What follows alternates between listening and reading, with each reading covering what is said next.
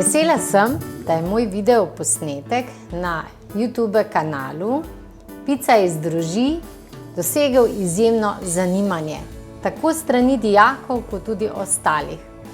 Na Facebook pa sem prejela kar nekaj vprašanj in tudi ogromno pohval in zato sem se odločila, da vam skozi naslednje video posnetke odgovorim na prav vsa vprašanja oziroma vam pokažem, kako in kaj.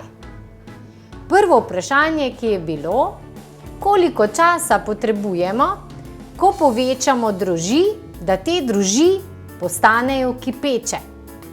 Tele droži so potrebovale 6 ur.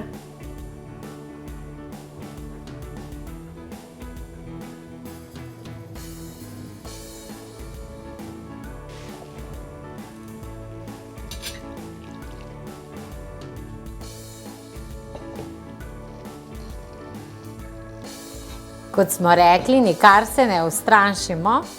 Testo najprej izgleda takole.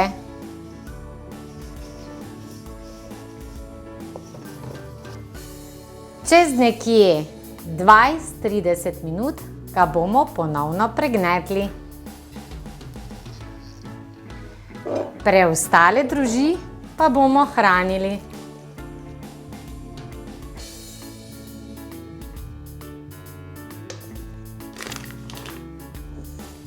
Te droži bom dala počivati v hladilnik, zato jih bom tudi nahranila.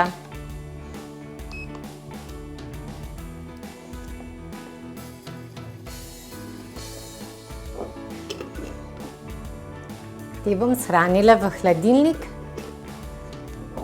za naslednjič. Kar nekaj vprašanj sem dobila na Facebook, ugibanj, kdaj in kako vemo, da je naše testo pripravljeno za počivanje v hladilniku.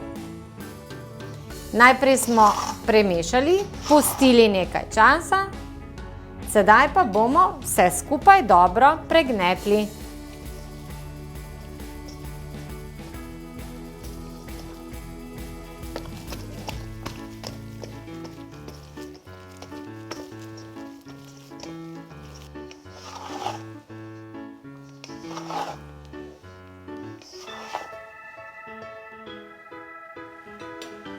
Kot vidite, to testo še ni primerno za v hladilnik.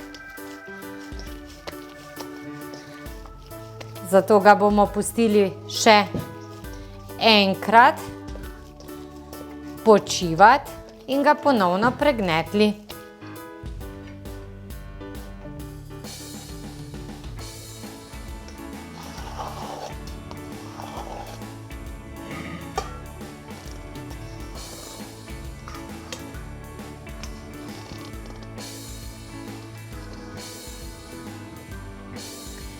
Prestavila sem ga v čisto posodo, da bomo lažje razvideli spremembo testa. Tako. Spet ga bomo pustili nekaj časa počivati, od 20 do 30 minut in ga ponovno pregnetli.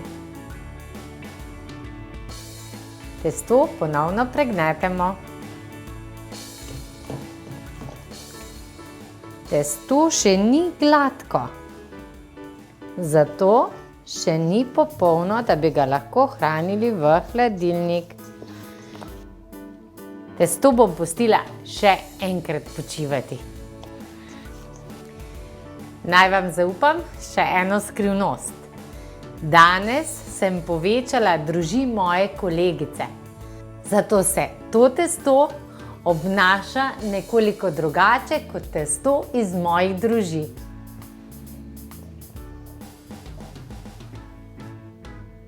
Pa počakajmo še nekaj časa in bomo ponovno pregnetli.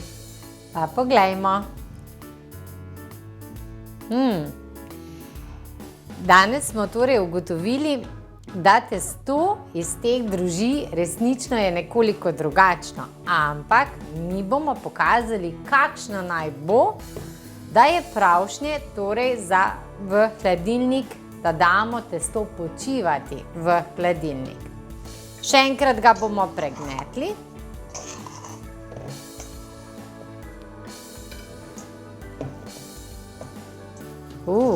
Veliko boljše. Veliko boljše. Wow.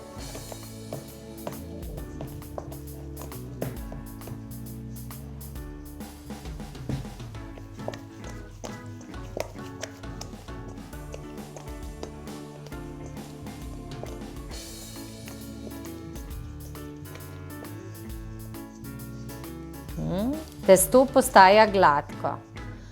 Ko dobimo lepo gladko testo, potem vemo, da je testo pravšnje, da gre lahko na počivanje. Ko dvignemo testo, vidite, ko dvignemo testo, mora biti lepo gladko. Bomo še malo pustili, še dobro pregnetli. Spet pustili nekaj časa, potem pa mislim, da bo glih pravo.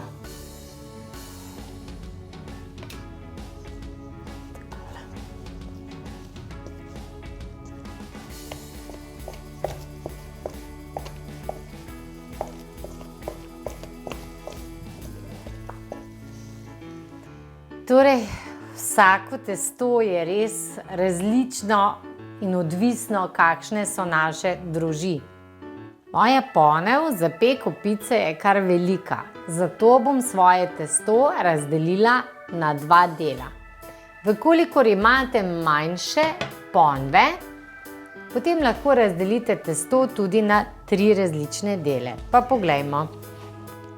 Testo smo že prej ugotovili, da je skoraj zaključeno, kar nam kaže tudi tile lepi mehurčki, kar pomeni, da bom najprej z oljem premazala posodo, v katero bom kasneje dala testo.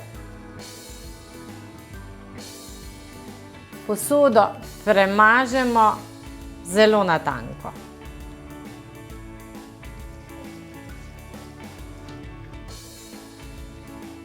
Polovico testa bom torej dala v drugo posodo.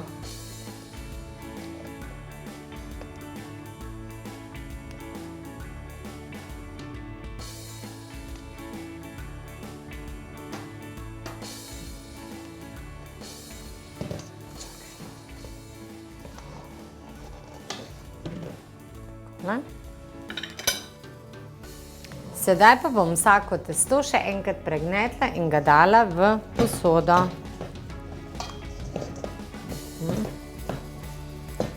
Tako prepoznamo, da je testo gotovo. A vidite, kako je gladko? Še enkrat pokažem.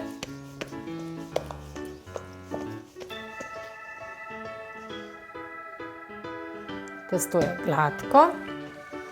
Malce si bom pooljala roko. Pripravila posodo.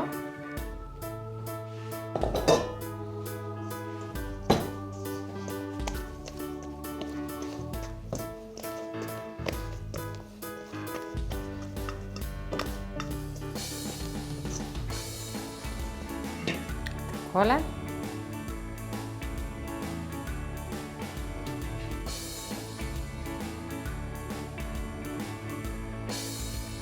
In prestavila testo v posodo. Enako bom ponovila še z drugim.